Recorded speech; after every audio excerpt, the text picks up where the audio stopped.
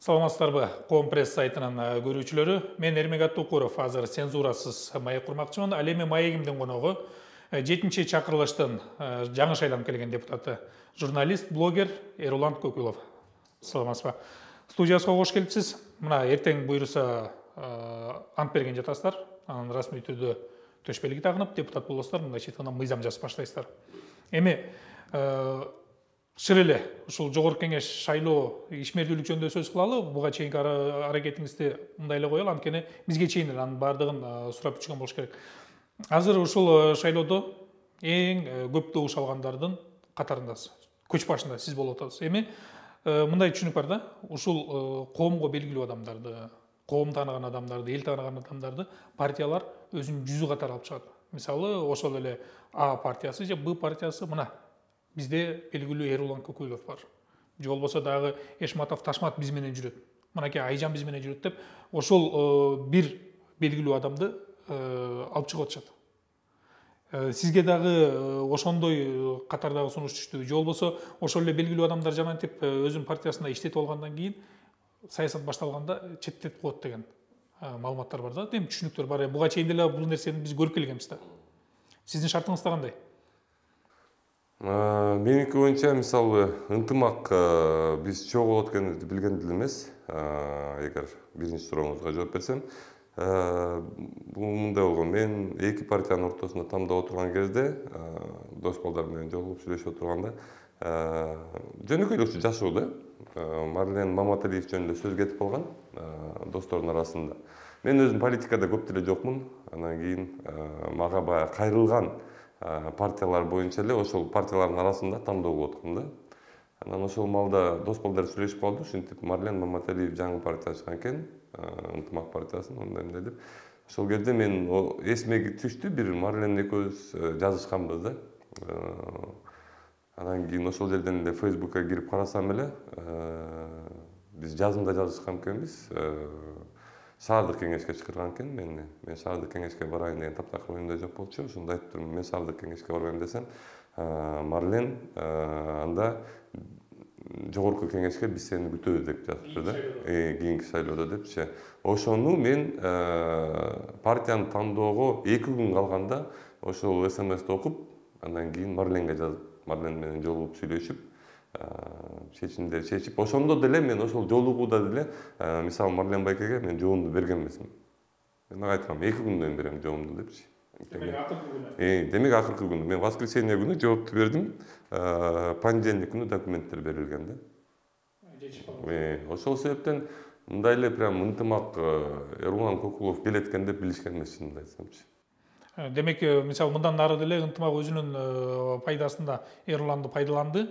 Жана кийин кандайдыр бир саясат болуп, Эруланды четтетип коюу деген түшүнүктөн алыс болушубуз керек. Негизи эле Эруланды бир нерседен четтетип коюу оорураак болуп калат. Эми маселе мындай болуп атпайбы? Сиз ынтымак менен сунуш түштү, эми буга чейин шаардык кеңеште сунуш түштү, анан ойлонду, абалдын ушундай жагдайына жараша 2 күн калганда өзүм чечим чыгардым депчи. Азыркы неме шайлоо бул преференциалдык система болду. Көбү ушуну түшүнбөй калды да. Преференциалдык система деген бул ар бир кандидат өзүнө иштейт деген түшүндүрөт. Жеке өзүнө упай топтош керек, өзүнө добуш топтош керек деген түшүндүрөт да. Мен ошону сразу эле билдим да. Мисалычы, ошол себептен партия тандоодо дагы мага ушул преференциалдык системадагы аябай жеңилдик берди да. Мисалга алып келели, көп кээ жаш партиялар преференциальный системаны түшүнбөй калды. Булар баягы бир автобуска отуруп, баары чыгып, преференциальный система деген эмнени түшүндүрөт? Преференциальный система деген сен канча жана каерден канча добуш ала аласың. Бул шартта партиянын зарылчылыгы эмне болду? Эмне үчүн анда ошол Эрулан Көкүлов жеке бир аймакта жанагы мандат алам деп жеке бир аймакты тандап албай, партияны тандап алды. Анткени бул партияны тандаганда 7 областта 6 миллион адам. Өзүңүз жооп берип атпайсызбы? Мисалы бир аймакты тандап эле, анысы деле өзүңөр иштемексиз. Ошол эле Бишкек шаарынын бир районун алып. Бул деген мен башынан ошол одномандатын менен келем деп жүргөм өзүм элечи. Бирок албетте шайлоо деген бул неме акча сактоочу нерсе да. Баягы каражат төлөш керек, тиги агит материал алыш керек. Эң минимум эле мага керектүү нерсе бул агит материал болду. Ошол себептен баягы ынтымак партиясы мага ошол агит материал жактарынан жардам берди. Ошол эле. Башка айтканда чыгашаны ынтымак көтөрүп берди болуп калды да. Жок, чыгаша кетти менден делечи. Мен айтып атпаймынбы. Жалаң эле агит материал боюнча да. Агит материал ынтымак партиясынан болду. Ал эми калган жүргөн турганын басканын өзүмөн болду да. Мисалычы, бирок агит материал деле бир топ акча туруп коет экен. Мен үчүн мисалы меники социальный проект, биз акча таппайбыз. Мен үчүн даже 2 барак чыгарып коюш мисалы оор нерсе да. Эрлан Көкөлов 19 000 добуш алды. Бул менен ошол ынтымак партиясы 5%ды жанагы чектен өтүүгө салым кошту да. Салым кошту. Демек, кайра эле жогору суроо келет болсок, Эрландын жүзү пайдаланылып кетти. Ким билет эле Эрлан 19 000 голос алат экен. Ким билет эле мисалы. Ар кайсы шайлоодо ар кандай болуп келбеди. Кандай деген менмин деген эр азаматтар мурунку шайлоолордон өтө албай эле калчу эле го. Эми ынтымак партиясы жөнүндө кайра сөз кылалы. Мисалы сиз айтып атасыз, сунуш болду, 2 күн калганда, мурунку сунушта 2 күн калганда жооп бердим деп. Эгерде эч кандай сунуш болбосо, Эрлан бир партияны тандаса, кайсы партияны тандайт эле? Андай нерсе ойлонгон эмес, андай нерсе болмок да эмес эми. Албетте мен симпатия бар, антипатия бар дегендей. Мен жүзүм менен мага чындап келгенде бир 4 эле 5 болуш керек ашып кетсе, 5 эле партия эметкен жок, сунуш кылган жок, башка. Калган баары болду. Ошондо дагы кайсы партияны тандамак экенсиз? Азыр ынтымактан башка эгерде азыр мүмкүнчүлүк болуп атат, шайлоонун алдында турабыз деп коюңуз. Бизде толтура партия бар, эч кимден сунуш түшкөн жок, бирөөгө бирок барганга мүмкүнчүлүк бар. Жаштарга бармакчы. Эми жаштарга бармакмын деп атасыз. Эми мурунку шайлоону карасак, ошол жаштар биригип алып, креативдүү көз караш менен реформатор катары мындай демократиянын принциптерин тутутуп биригип чыккандар шайлоого. Мисалы ошол эле реформа менен чыгып, анан кийин 1 жыл өтпөй эле реформа кайра бириге алган жоксуңар.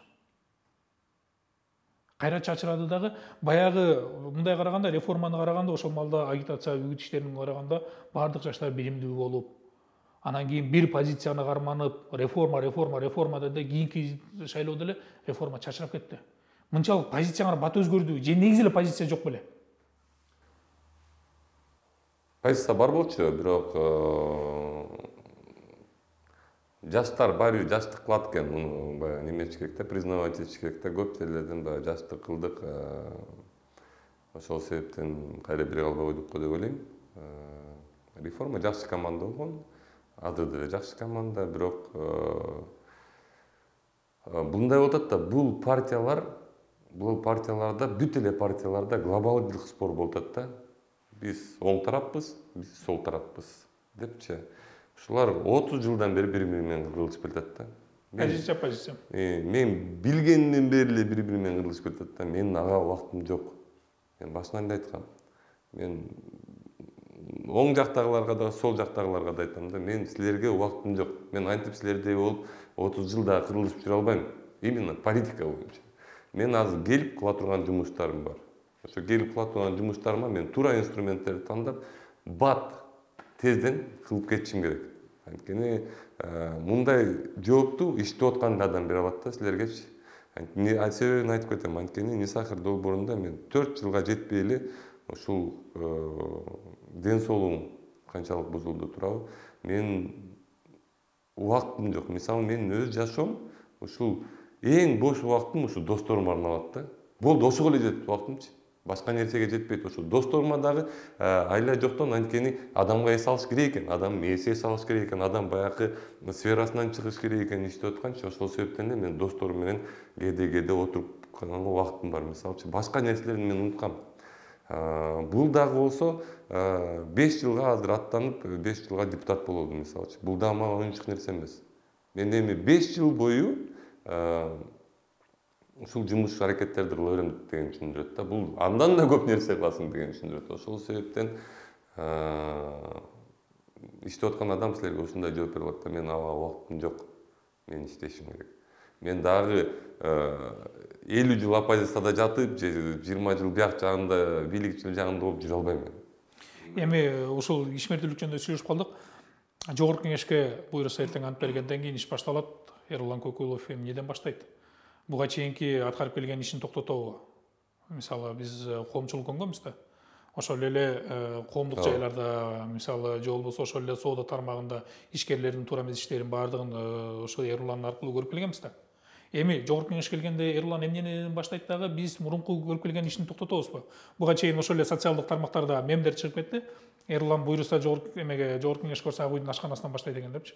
Эми бул тамаша иретинде. Бирок бул кайсы бир деңгээлде сиздин буга чейин жасап келген эмгегиңизди көргөзүп атат да. Эми биз кандай мыйзамдарды көрөбүз? Же болбосо баягы көпчүлүк бияктан кыйкырып барганда эле жогорку кеңешке барганда өзгөрүп кетет эмеспи? Ал жакта реалий башка да.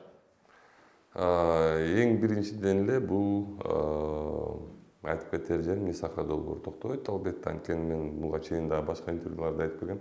Ниса-Сахар долбоору ошол мен 5 жыл депутат болуп отурганга караганда, ошол 5 жылда Ниса-Сахар долбоору көбүрөөк жыйынтык көрсөтүп коюшу мүмкүн. Аны ачык айтыш керек. Ошол себептен Ниса-Сахар долбоору албетте токтобойт. Экинчиден, Ниса-Сахар долбоору деген бул менин долбоорум. Бул ошол себептен баягы ушунча аракет кылып аткандан кийин албетте Ниса-Сахар долбоорунан таптакыр эле чыгып кетпейм. Ошол жерге барып эле иштеп эле жүрөбүз. Колубуздан келишинче аракеттерди кылабыз. Эмне иш кыласың деген сурооңуз боюнча ачыгын эле айтып кетиш керек. Мен мурун убагында журналист болуп баштаганда жумуштучу мен өзүм ушул Улуттук университеттин экономика факультетин бүткөн адаммын. Мен юрист эмесмин, мен журналист эмесмин. Бирок журналист болууну чечкенден кийин журналист болор менен мен ушул журналист жаатында окуп, жана юридикалык жаатында окуп, ошол нерселерди үйрөнүп, күндүзү съемка болчу, түнү менен мен ушулардын баарын окуп чыгышым да. Ошол сыяктуу эле азыр буюрса жогорку кеңешке барсак, мен деле билбейм, мисалы, мен деле 1-класска окуткам азырчы. Ичинде кандай экенин билбейм, эмне экенин билбейм, бирок буюрса окуп үйрөнөбүз. Анан дагы экинчи жагынан албетте биз жогорку кеңешке жөн эле туруп эле мен жогорку кеңешке барсамчы деген ой менен барган эмеспиз. Ойлорубуз бар, пландарыбыз бар. Кээ бир законопроекттер, кээ бир эмес, менин основной оюмда жүргөн законопроекттин азыр башын баштап койдук буюрса. Башын баштагандан кийин билесиз, эгер иштей берсең эле жумушун бүтүрөсүң да буюрса. Эми мисалы партия менен шайланып келгенде кайсы бир учурда өзүңдүн көз карашың болгону менен партиянын принциптери бар да, өздөрүнүн бир чектери бар болот. Ошол шартка келгенде мисалы кайсы бир мыйзам долбоорун колдош керек болуш керек. Мисалы өзүңдүн көз карашың башка, бирок партия ошону колдойбуз деп чыкты. Же болбосо тескерисинче бир кайсы бир партияга эме мыйзамга каршы чыккан маалда же колдогон маалда партия менен көз караш келишпей калган шартта кандай болот деген оюңуз бар? Менин көз карашым бул менин жеке көз карашым бул элиме пайда тийгизүү да. Эгер элиме пайда тийгизбей турган нерсе болсо, мен жок дегенге айта алам. Жок деп айта алам. Партиянын көз карашынан каршы чыкканга даярсыз. Партиянын көз карашы дагы элине иштеш керек. Анан ошол буга чейин айтып калдыңыз, журналист, кесипти журналистикадан баштадык. Анан азыр блогерлердин заманы болуп калды. Анткени журналистикага же болбосо ошо маалымат таратууга, маалымат алуунун талаптары өзгөрдү. Азыр интернеттин коому заманы болуп. Анан буга чейин көптөгөн журналисттерди көрдүк. Эл үчүн сүйлөп, эл үчүн кыйкырып. Азыр толтура блогерлер бар. Ошол эле телефон менен YouTube'да, башка социалдык тармактарда элдин көйгөйүн көтөрүп, эл деп кыйкырып келет. Ал эмес айрымдары мына кеченки бийлик алмашкандан кийин кызмат ордуна да келишти. Аткаруу бийлигине келди, күч түзүмдөрүнө келди. Айрымдары мынакей буга чейин деле жогорку кеңеште отуруп келишкен. Анан кийин кече эл деп жүргөндөр элден качып калышты. Бул факт. Эми эртең Эрулан менен жолугушуу ошол эле карапайым калкка, журналисттерге, же болбосо ошол эле ишкерлерге жолугуу оорчулук болбойбу? Бул жерде сөз берип кете аласызбы? Жок, болбойт. Мисалы, ошол эле кече Эруланга кесиптештери, башка телеканалдардан, башка сайттардан блогерлер чыгып бир маселе чечишип, жардам сурашып, же болбосо өзүнүн сунушун, өзүнүн кызматын сунуштагандар болгон да. Бул шайлоого чейин деп коелу. Эми эртең жогорку кеңешке келет, значок бар, мандат бар, мыйзам чыгарып атат. Меники бир гана убакыт жетпейт да. ачыгын айтып кетейик. Мен силерди деле кесиптештеримди деле мисалы мен түшүнөм, интервью алып эмне экенин түшүнөм, коноктун келбөө эмне экенин түшүнөм. Анткени мен журналистмин да. Ошол себептен албетте колуман келишинче аракет кылам. Силер менен ушинтип Кол менен болгонго. Кол менен болгонгочу. Эми чындыкты айтып кетиш керек, кээде убакыт жетпейт. Мисалы силер азыр менин телефонумду көргөн жоксуңар, менин телефонумду алып карасаңар, ал жерде мындай, эгер менде болуп көнбөгөн адам болсочу, эгер менин телефонумду алса 5 мүнөттө да болбойт да. Анткени мен сортировать эткенди билем. Кээ бирлер мусор. Жөн эле бир балекеттер жаза беришет. Мындай болуп кетти, анан тигиндей болуп кетти. Кээ бирлер реальный нерсе менен жазат. Кээ бирлерге реальный нерсе менен бирок сен жардам бере албайсың. Сен колуңан канчалык аракет кылсаң дагы сен ага жардам бере албайсың. Мисалы 10 жылдан бери соттошуп келген адам сага жазып атат да, сен билесиң, сен ага как минимум 5 жыл курушуң керек. Анткени ал 10 жылдан бери соттошуп келатканды сен 2 күндө мүнөттү эле чечип кое албайсың да. Ошондой нерселерди мен айтам, мен колуман келбейт, кечирип койгула депчи. Ошол адамдар мен жөнүндө жаман ойлоп калышы мүмкүн. Эрлан звезда болуп кетиптир, андай. Жок. Бул жерде элементарный математика. Мен 2 жыл бир адам менен жүргөнгө караганда 2 жылда 100 000 адамга жардам берем да. Ушул эле болду. Анткени мен бул сотторго барып көргөм, мен ушундай чечимдерге неметип көргөм, аралашып көргөм, мен билем бул эмне экенин. Ошол эле себеп болбосо, мындай эли менен качып антип жүрө турган эмне себеп бар мага? Мен ачык эле адаммын. Мен ар дайым ачык сүйлөп келген, бүт баары мен ошол адамга тааныйт да.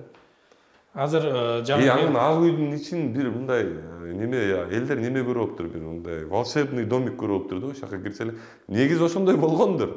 Бирок андай болбойт экенин мен өзүмдүн неме менен, историям менен, тарыхым менен. Кыскасы ак үй Эруланды коомчулуктан изоляцияга ала албайт. Албетте, ак үй деген ал жөнүндө иштей турган жер да, мисалычы. Анан болсо бир волшебный домик көрүп алыптыр, ошо кирсе эле барып жоголот экен да.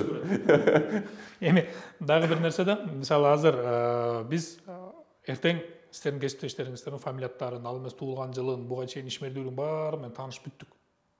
Мисалы, ошол эле Баланча партиясынан Айжан деген кыз ушул жылы төрөлөптүр, буга чейин ушундай бизнес кылган экен, жолсузундай ишмердүүлүгү бар экен. Бул жерде мугалим экен жана башка дегендей. Эми ушул кесиптештериңиздин деңгээлин кандай баалайт элеңиз?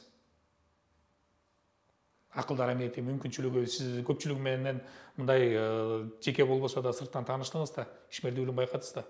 Мен өзүмдүн партиямдын кээ менен таанышкан жокмун. Мисалы, кайсы кандидат каяктан эмне экенин билбейм.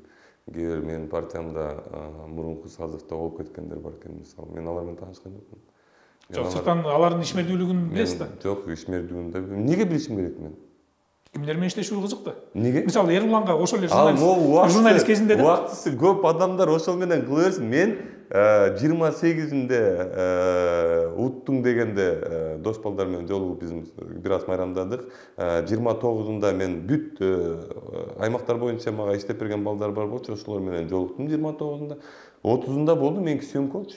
Эми мисалы буга чейин деле мисалы мен андайга убактым жок, силер айтып аткан нерсегечи, бул кандидат ким экен, анан тиги кандидат. Мисалы Эруланга журналист кезинде кайсы бир телеканалданбы, кайсы бир платформаданбы, мисалы интернет платформаданбы сунуш түшсө, биринчи Эрулан анализдеп көрөт да, ал жерде ким иштейт. Ал жерге мисалы да жаңы кызмат ордун сунуштап атат, кел Эрулан биз менен иште. Биз мисалы бизде момундай мүмкүнчүлүктөр бар, материалдык жактан 1,5 мың кандидат болгон. Жок, кандидат болду. Бирок азыр 60-90 эле депутат да. Ошону хотя бы мисалы фамилияларын карап көрүп, мен ага убактын тааныш көрүлгөн. Демек сиз азыр баа бере албайсыз. Эми эки шайлоого катыштыңыз. БШКнын ишине кандай баа бересиз? Шайлоонун өзүнө эмес, БШКнын ишине.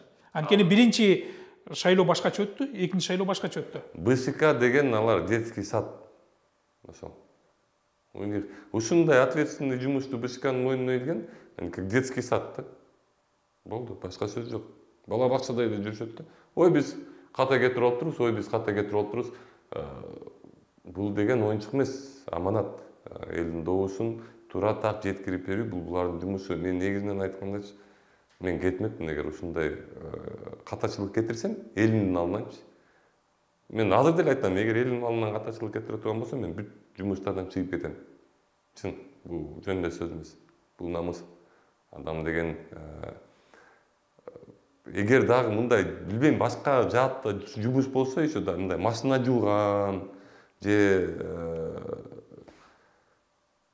мисалы таксовать этип аткан адам дагы ката кетире албайт да. Анткени таксовать этип барып ката кетип туруп бир жерди сүзүп алса бирөөнүн өмүрүндө калышы мүмкүн. Же болбосо жүргүнчүнү башка жака жеткирип койбойт да.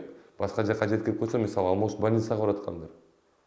Ушундай ошол адам да катачылык кете албайт да, такси водительдигин. Анда да Булар болсо, булар бала бакча, булар билбейм, кетип калды эми, эмне кылалы эми.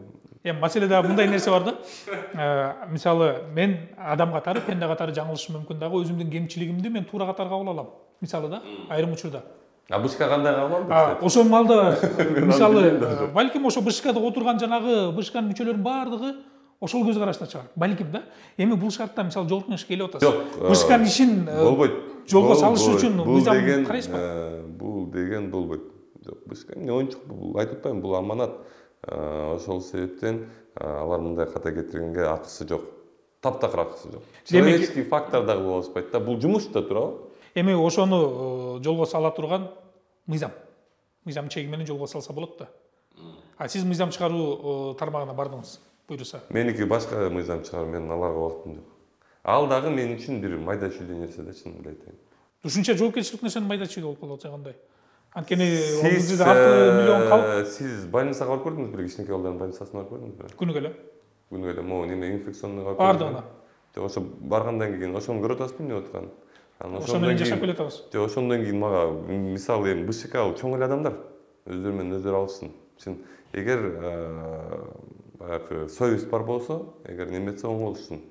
Анан мен алардын артынан кичинекей балдар айтып атпаймынбы, балачы бакчага киргендей болуп, алардын артынан жүрө албайм. Мага ошол детский больницаларды жок кылышым керек. Инфекционкада адамдарды азыраак кылышым керек. Мен ошол менен элек болом. Мен жүрө албайм. Мен сизге башынан эле айтып кеттим. Мен даже бул жерде оң жак, сол жак дегенди да караган жокмун дедим. Мен БШКнын артынан жүрө албайм. Мына ачык сөз. Демек, Эруланды биз социалдык маселелерди көбүрөөк көрөт экенбиз да. Кудайым буйруса. Анан дагы бир нерсе бар да. Мисалы, биз бүгүн жашап атабыз. Декабрдын этеги, жылдын этеги, былтыркы жылдын этегинде Эрулан эмнени кыялданды эле? 19.000 добушту кыялданбаса керек. Негизи шайлоо жөнүндө ой жок болчу. Пландар кандай эле ушул күнү? Бир жыл мурда. Мен ушул маалда Нисахыр долбоорунан кетем деп айткам. Нисахыр долбоорунан кетишим керек болчу. Ошо Нисахыр долбоорунан кеткенде негизи бир 1-2 айга чет өлкөгө барып келген деген ойлор бар болчу, досторго. Биринчи ирет Кыргызстанды айланып, албетте, анан кийин аябай жакшы кыялым бар болчу экен, азыр сиз айтсаңыз эстеп атам. Кыялдарым бар беле. Анан чет өлкөгө досторго барып келейин деген ойлор бар болчу, эми тилекке каршы иштейбиз.